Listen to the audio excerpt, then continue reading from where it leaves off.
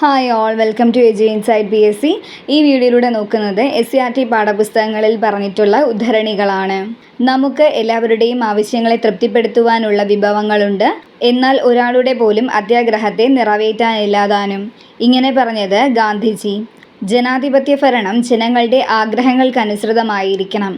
ഇങ്ങനെ അഭിപ്രായപ്പെട്ടത് മഹാത്മാഗാന്ധി. ജനങ്ങൾക്കു വേണ്ടി ജനങ്ങളാൽ നടത്തുന്ന ജനങ്ങളുടെ ഭരണമാണ് ജനാധിപത്യം എന്ന് പറഞ്ഞത് എബ്രഹാം ലിങ്കൺ. ആഗോള ആദരവ് പിടിച്ചു പറ്റുന്ന ഏക ഭരണ സംവിധാനം ജനാധിപത്യമാണ് എന്ന് പറഞ്ഞത് അമർത്യ സെൻ.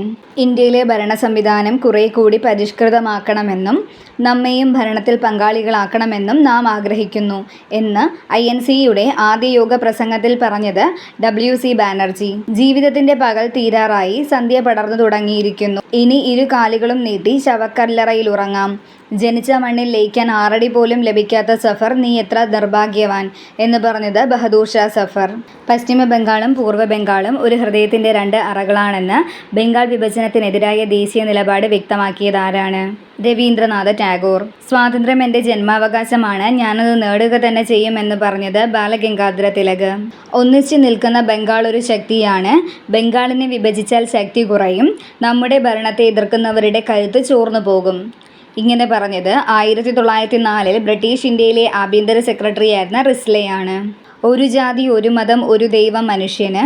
മതമേതായാലും മനുഷ്യൻ നന്നായാൽ മതി. വിദ്യ കൊണ്ട് പ്രബുദ്ധരാവുക, സംഘടന കൊണ്ട് ശക്തരാവുക എന്നിങ്ങനെ അഭിപ്രായപ്പെട്ടത് ശ്രീനാരായണ ഗുരു.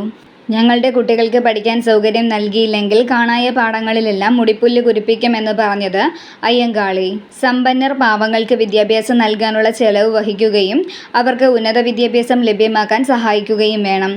മതവിദ്യാഭ്യാസത്തോടൊപ്പം ഭൗതിക വിദ്യാഭ്യാസവും നേടിയെങ്കിലേ മനുഷ്യ പുരോഗതി സാധ്യമാവുകയുള്ളൂ.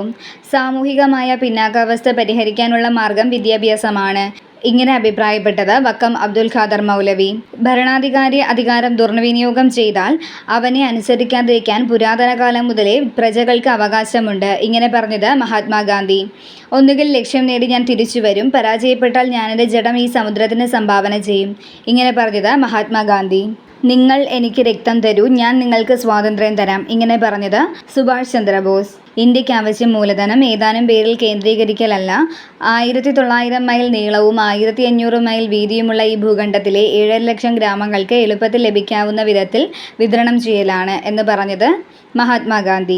കുടുംബാംഗങ്ങൾക്കിടയിൽ സ്നേഹപൂർവമായ ഒരു അന്തരീക്ഷം സൃഷ്ടിക്കുകയാണ് കുടുംബത്തിന്റെ ധർമ്മം എന്ന് പറഞ്ഞത് ഓക്ബോൺ.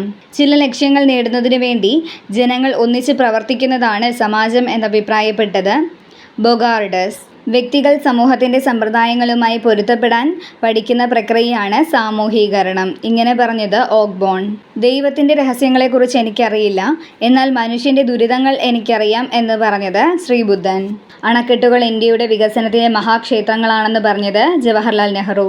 ധാരാളം മതങ്ങളുള്ള ഇന്ത്യയെ പോലൊരു രാജ്യത്തെ ഗവൺമെൻറ്റിന് ആധുനിക കാലഘട്ടത്തിൽ മതേതരത്വത്തിൽ അധിഷ്ഠിതമായല്ലാതെ പ്രവർത്തിക്കാൻ സാധ്യമല്ല.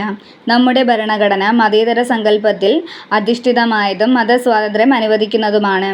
ഇങ്ങനെ പറഞ്ഞത് ജവഹർലാൽ നെഹ്റു. ഈ ഭരണഘടനയിൽ ഏറ്റവും പ്രധാനപ്പെട്ട വകുപ്പ് ഏതാണെന്ന് ചോദിച്ചാൽ എൻ്റെ ഉത്തരം ഭരണഘടനാപരമായ പരിഹാരം കാണാനുള്ള അവകാശം എന്നതാണ്.